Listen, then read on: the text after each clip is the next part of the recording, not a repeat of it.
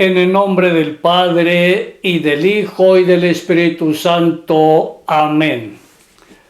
Aleluya. Tú eres Pedro, y sobre esta piedra edificaré mi iglesia, y los poderes del infierno no prevalecerán sobre ella, dice el Señor. Aleluya. Bienvenidos de nuevo a este encuentro con la palabra de Dios. Permitamos que el Espíritu Santo nos siga instruyendo para que Dios mismo sea quien acontezca en nuestra vida y así demos testimonio creíble de Él donde quiera que nos encontremos. La Iglesia celebra hoy la solemnidad de los santos Pedro y Pablo. Solemnidad que comenzó a celebrarse en el año 354. Pedro, la roca sobre la que el Señor construyó la iglesia, y Pablo, el primer gran misionero, entregaron su vida por el Evangelio, saboreando la palma del martirio. Celebrar la memoria de los santos es para nosotros una invitación para que nos demos cuenta que sí es posible recorrer el camino de la santificación y en cualquier estado de vida al cual el Señor nos ha llamado. ¿Cuántas personas, laicos, hombres y mujeres, están en los altares porque hicieron de su vida de verdad un proyecto de vida de acuerdo al querer del Señor?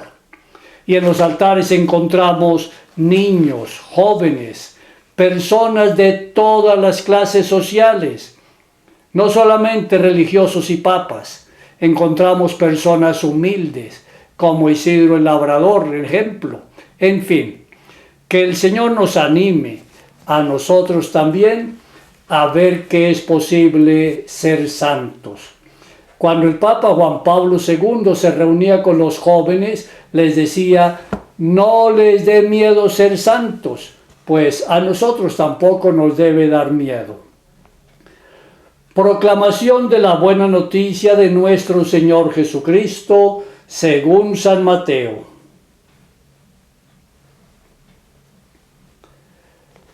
En aquel tiempo, cuando llegó Jesús a la región de Cesarea de Filipo, hizo esta pregunta a sus discípulos: ¿quién dice la gente que es el Hijo del Hombre?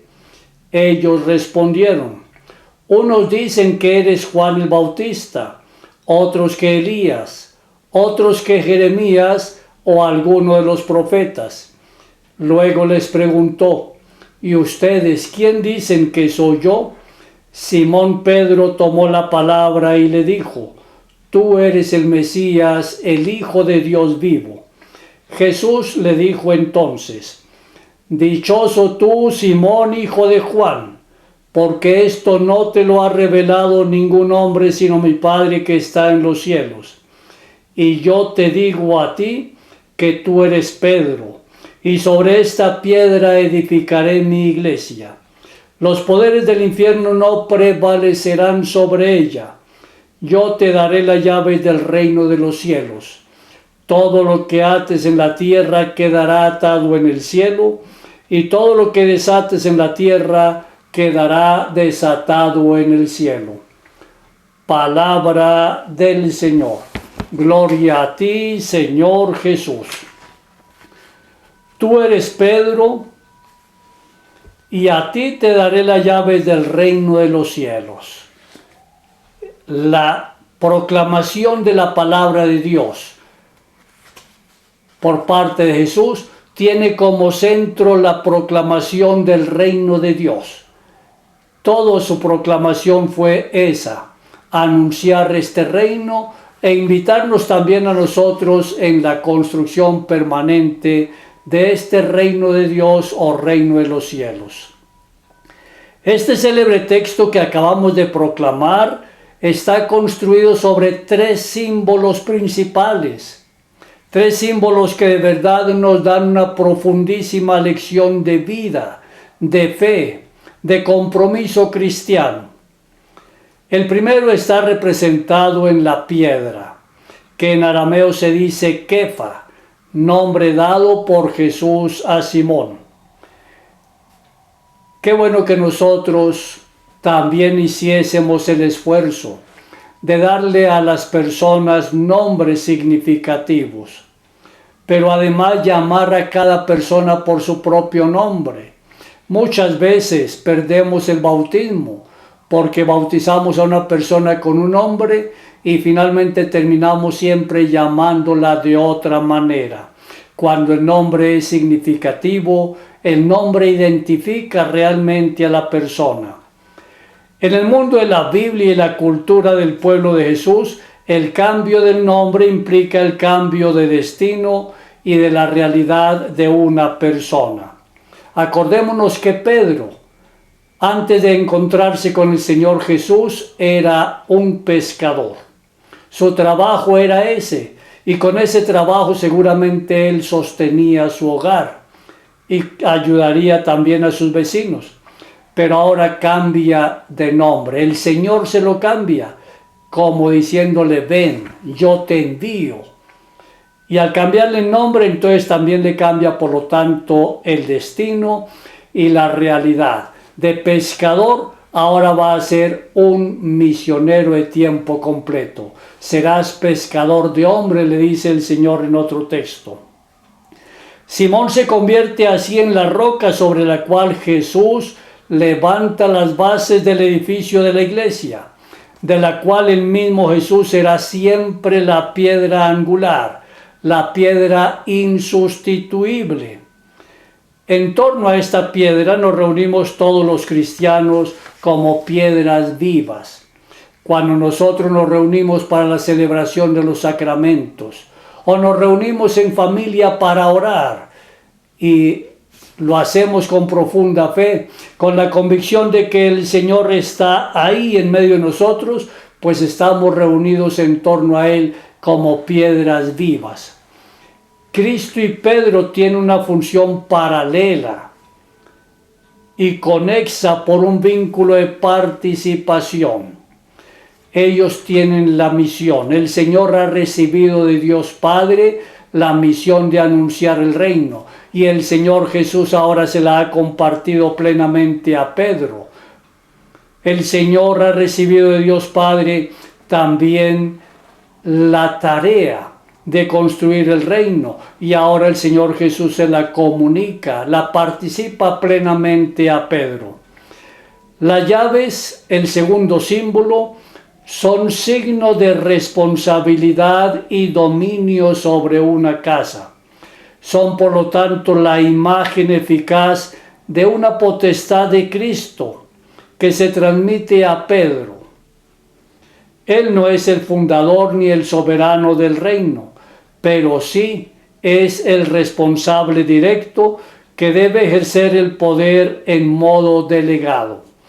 Pedro no es el fundador del reino, no es el fundador de la iglesia.